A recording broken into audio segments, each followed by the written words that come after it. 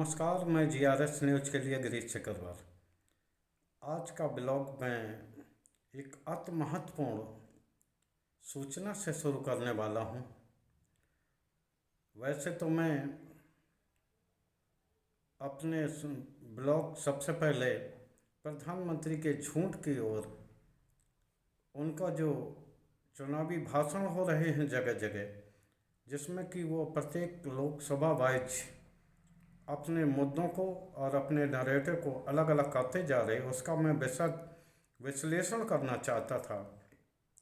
लेकिन अचानक सूरत से आई खबर ने मुझे ये विवश किया कि मैं आप लोगों को देश में चल रहे राजनीतिक हालात और लोकतंत्र को बचाने के लिए आप द्वारा किए गए दायित्वों को समझाऊं। जब राहुल गांधी ने चुनाव आयोग और सरकार पर आरोप लगाते हुए जब ये दावा किया गया था कि सब कुछ फिक्स है, उस समय मैं खुद राहुल गांधी की इस बात पर भरोसा नहीं कर रहा था। मेरा ये कहना था कि 1-2 सीटें या 10-20 सीटों पर तो मैच फिक्स हो सकता है, लेकिन लाखों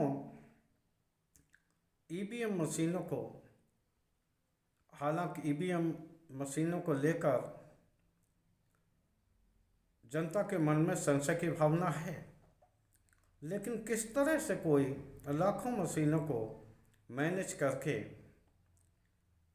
और अपने पक्ष में उसे मोड़ सकता है, मैं मानता नहीं था।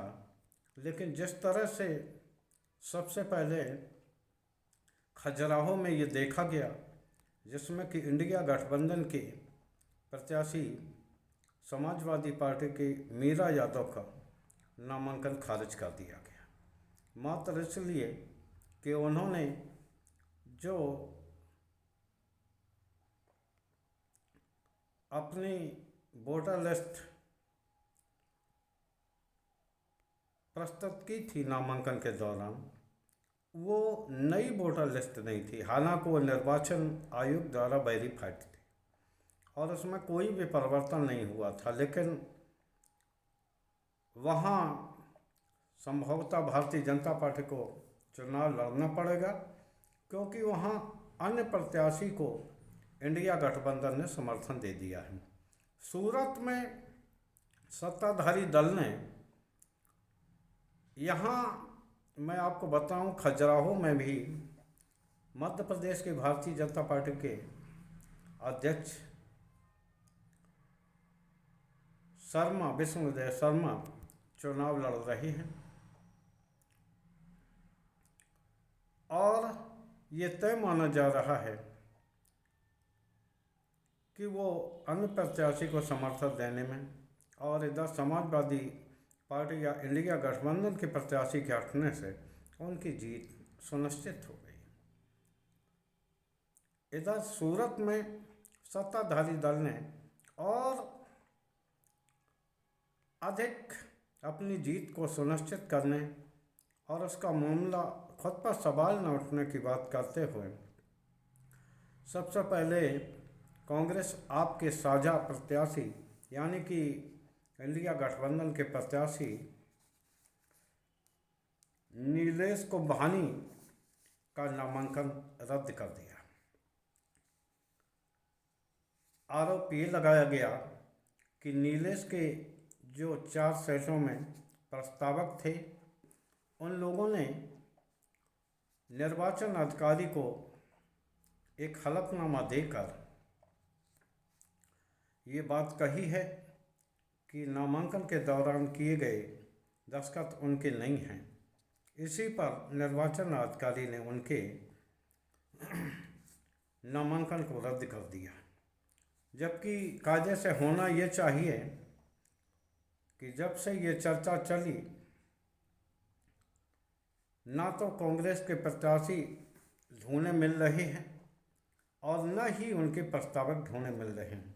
आखिर होना ये चाहिए कि निर्वाचन अधिकारी उन्हें अपने सामने आने का मौका देता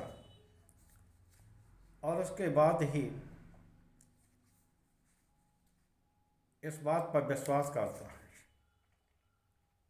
अगर इस तरह से केवल एक हल्फिया बयान के आधार पर इस तरह का नामांकन खारिज किए जाएंगे तो निश्चित तौर पर आप तय मानिए कि पूरे देश में कोई भी कहीं से चुनाव नहीं लड़ पाएगा, क्योंकि हो सकता है कोई राहुल गांधी के प्रस्तावक का भी हलफनामा बनवा कर दे दे और इसी के आधार पर वहाँ उनका नामांकन खारिज कर दिया जाए। खैर, जो सूरत में नीलेश कुंभानी के जो प्रस्तावक थे वो कोई बाहरी नहीं थे, और न ये माना जा सकता है कि जिस कांग्रेस के पास इतने खराब समय होते हुए भी 27-28% वोट गुजरात में है तो उसे कोई प्रस्तावक नहीं मिलेगा। कल्पना की जा सकती है। इसके बावजूद नीलेश कुंभानी ने अपने ही सगे रिश्तेदार, अपने बहनोई, भतीजे और बिजनेस पार्टनर को अपना प्रस्तावक बनाया था। आरोप है कि ये सभी प्रस्तावक मुकर गए। आखिर इसका क्या कारण हो सकता है? आप सभी लोगों ने देखा कि जब ये प्रस्तावक ढूंढने से नहीं मिल रहे हैं, जिला निर्वाचन अधिकारी के सामने ये पेश नहीं हो रहे हैं, तो आखिर उनके हल्फिया बयान को क्यों सही मान लिया गया? यहाँ ये सवाल है कि अगर कोई हलफनामा देकर देश के प्रधानमंत्री के पर कोई कार्रवाई कराना चाहेगा तो क्या यही निर्वाचन अधिकारी उस बात को सही मान लेंगे? खैर, सूरत में सभी लोग जानते हैं कि अब की बार भारतीय जनता पार्टी के सामने तमाम मुश्किलें थी। ये गुजरात भाजपा के अध्यक्ष CR पाटिल का गृह नगर भी है और उनके खास आदमी मुकेश दलाल भारतीय जनता पार्टी से चुनाव लड़ रहे थे, जो कि CR पाटिल के गुट के माने जाते हैं।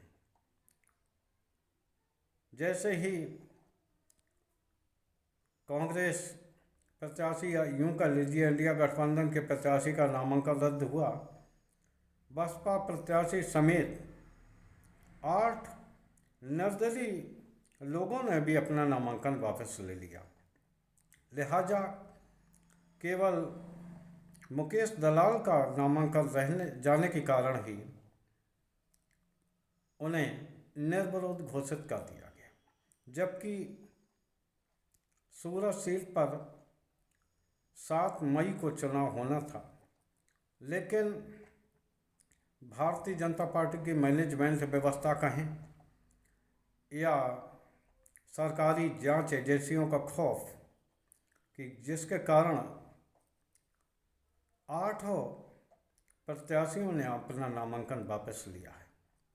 क्या ये जांच का विषय नहीं होना चाहिए कि जिन लोगों ने, और वो भी साधारण रूप से नहीं, एक राष्ट्रीय पार्टी है और उनके प्रत्याशी उनके प्रस्तावक हॉस्टाइल होते हैं और बिना जांच किए ही उनके नामांकन को खारिज किया जाता है।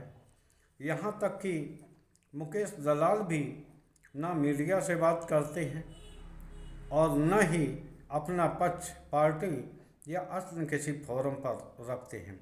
ऐसा महसूस होता है कि सत्ताधारी दल के दबाव में ही ये नामांकन वापस कराए गए।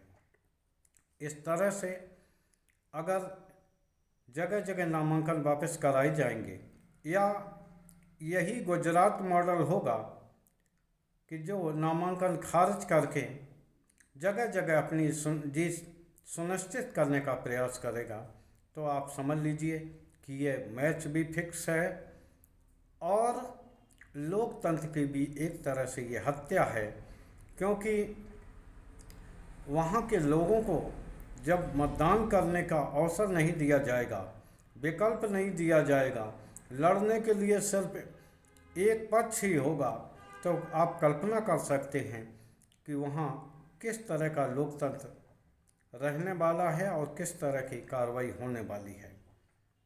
इसी तरह खजुराहो में भी इंडिया गठबंधन की मीरा देवी का पर्चा खारिज किया गया था। इसमें आम जनता को ये सोचना पड़ेगा। और यहाँ एक सवाल फिर से मैं कहूँगा कि सत्ताधारी दल और मोदी सरकार पर उठता है। जब आपको देश की या गुजरात में ही अभी आपको विधानसभा के चुनाव में 50% से ज़्यादा मत मिले हैं, तो आखिर आपको इस लोकसभा के चुनाव में लड़ने में क्या तकलीफ है। जब आपके साथ गुजरात के 50-55% लोग आपके साथ खड़े हैं, तो निश्चित तौर पर जो भी विपक्ष में खड़ा होगा उसकी हार ही होगी। लेकिन ऐसा लगता है कि आप जनता को उनका आवाज़ उठाने का मौका नहीं देना चाहती। जो भी लोग आवाज़ उठाने का प्रयास करते हैं उन्हें अर्बन नक्सल कहा जाता है, उन्हें कपड़ों से पहचाना जाता है। अगर वे मुस्लिम बिरादरी से हैं निश्चित तौर पर उन्हें देशद्रोही कहा जाएगा। अगर वो सिख बिरादरी से हैं तो उन्हें खालिस्तानी कहा जाएगा। और अगर वो अन्य बिरादरी से हैं और सरकार से सवाल उठाते हैं तो उन्हें अर्बन नक्सली कहा जाएगा, उन्हें कम्युनिस्ट कहा जाएगा। यहाँ फिर से एक सवाल मैं प्रधानमंत्री के उन भाषणों पर उठाता हूँ जिन्हें कि वो कपड़ों से पहचानते हैं, जिन्हें वो ज़्यादा बच्चे पैदा करने वाला बताते हैं, जिन्हें वो कोरोना फैलाने वाला बताते हैं। यहाँ एक फिर से सवाल उठ रहा है, आखिर देश के प्रधानमंत्री को एक ऐसी आबादी कि जो देश में करीब 20-22 करोड़ है, उसको उसके खिलाफ इतनी नफरत की भावना आखिर क्यों है। जब प्रधानमंत्री 140 करोड़ देशवासियों की बात करते हैं तो यहाँ सवाल उठता है, क्या देश में रहने वाले अपने ही एक विशेष धर्म के लोग, जिन्हें आप कभी पाकिस्तानी कहते हैं, कभी घुसपैठिया कहते हैं, क्या वो 140 करोड़ में शामिल हैं? ये प्रश्न मैं देश की जनता के लिए छोड़े जाता हूँ। आज के ब्लॉग में बस इतना ही। जय हिंद, जय भारत।